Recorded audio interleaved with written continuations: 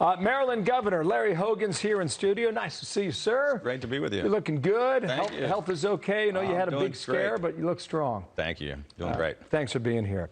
If he's right and they vote on these two bills today, that's $2.9 trillion in government spending. It's crazy. Look, President Biden, we worked together on the bipartisan bill. We got Biden to agree to it.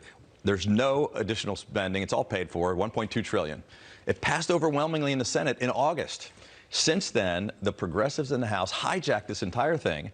Biden's bipartisan agreement was that we would take out all of that stuff. You can debate that and argue that later, but let's get where we have agreement on the real infrastructure. Now, the progressives are kind of blaming Manchin and Sinema. Well, the Senate's already passed it. It's the progressives that have been all the problem, demanding wasteful spending on social programs and trying to somehow conflate that with infrastructure is crazy. And it's also showing weakness on the part of the president, who said this was his signature achievement to get this bipartisan agreement, that he had strong support from Republicans on. And now it's a train wreck. It really is. It's unbelievable. It's a typical, example of, probably the worst example of divisiveness and dysfunction in Washington, where the president can't even get his own things done. And he's not really in charge. Governor, what's your feel for where Republicans stand on this? If the president can successfully kind of decouple these bills for the moment and say, I've got a framework for you on the social spending, let's get the infrastructure bill through, how many Republicans can they rely on to achieve that goal in the House? Well, that's the really big question, Martha. I'm not sure I can give you the exact answer, but we had the votes. It was going to sail through the House back in August when the Senate passed it. It's tough now because Republicans believe we need to get this infrastructure deal done, many of them, but they don't want the social spending. So when they try to reconflate them and say, we're not going to do the thing we agreed to on the compromise unless we get every other single crazy thing we want, that's not a compromise. That's going back on your word. And so how Republicans are going to figure it out, how you want to get one good bill and kill another terrible bill when they're tying them back together. It's going to be a crazy couple of days. Call for a two-number, guys. USA Today Suffolk poll. This is Biden approval rating in the state of Virginia. You know, the big vote is on Tuesday. Disapprove, he's at 52% in the Commonwealth of Virginia. How much is today all about next Tuesday? Well, I'll tell you what, the dysfunction we're seeing, the lack of leadership on behalf of the president, not being able to get anything done and kowtowing to the progressives is not going to help his approval rating in Virginia. And it's not going to help Terry McAuliffe pull out this race. I think today's just another reason why people ought to vote for Glenn Youngkin. You've been in Virginia. What are you seeing in that race? It's a very tight race. Youngkin was down by about 7 points not too long ago, with the president's approval tanking, with Glenn, standing up for parents and their kids in the schools, and Terry McAuliffe making some blunders. He's got all the momentum. It's still very close, so it's about turnout, who shows up. So a lot of big guns coming down to Virginia.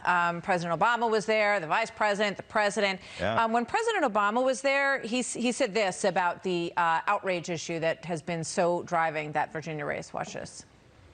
Here we are trying to recover from a global pandemic that has killed more than 700,000 Americans, put millions in harm's way. We don't have time to waste on phony culture wars or fake outrage that the right-wing media are peddling just to juice up your ratings. We should be building on the progress we've made, not tearing it down. Is it phony outrage in Virginia as you see it? Well, I think it shows desperation on the part of the McAuliffe campaign. I mean, I saw this myself in 2014. They brought in Barack Obama, Michelle Obama, Bill Clinton, Hillary Clinton, showed me they were really worried about losing the race. I think the president's obviously trying to gin up the base Democratic voters to get them out to the polls with rhetoric, but I'm not sure it's going to be enough to have McAuliffe pull it off.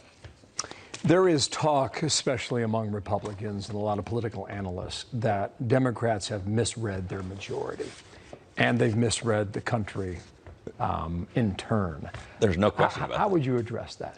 It's absolutely true. Joe Biden, I believe, won the Democratic nomination because he portrayed himself to be the most moderate guy who was going to try to bring the country together. He wasn't the most far-left guy. Bernie and Elizabeth Warren and Kamala Harris were way to the left of him. And yet he's acting as if there's some huge mandate for far-left socialist agenda. And there is not one.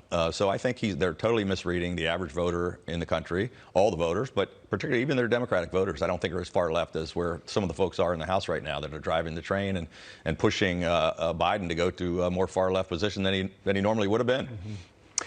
You have been a proponent of refunding the police.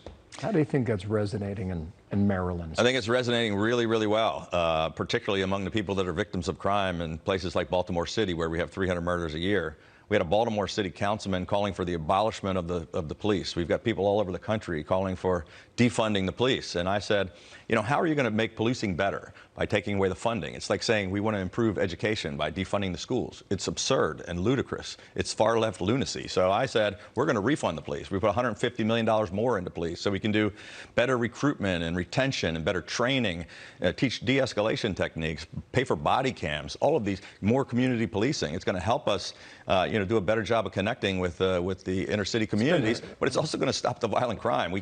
Doing away with the police is just nutty. It's an amazing shift in 18 months. Yeah. To think where we were in June of 2020. Last thought. Well, I was there pushing. I was the first one to speak out very strongly against defund the police. And, I responded really tough to the riots in Baltimore with 4,000 members of the National Guard and 1,000 police officers. People of Baltimore appreciate it. We stopped the violence. I was there for that. Is there mandatory vaccination in Maryland for your first responders and police? No, we don't have mandatory vaccinations, but we're one of the most vaccinated states in America.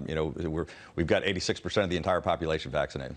Governor, thanks for coming in. Nice to see you. Larry Hogan Thanks. from Maryland. Good to see you, Governor.